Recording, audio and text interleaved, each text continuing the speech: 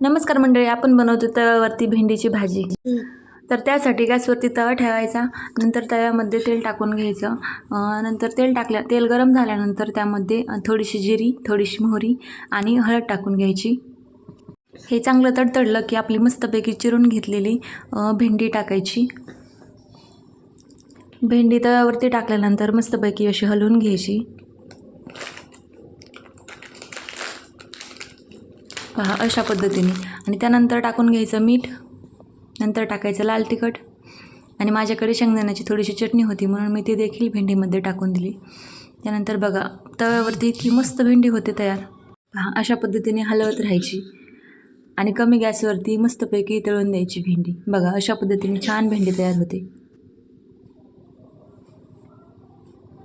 तो भेंडी ही तव्यावरती बनवायची म्हणजे चिकट वगैरे होत नाही. बऱ्याच जणांची तक्रार असते भेंडी चिकट होते.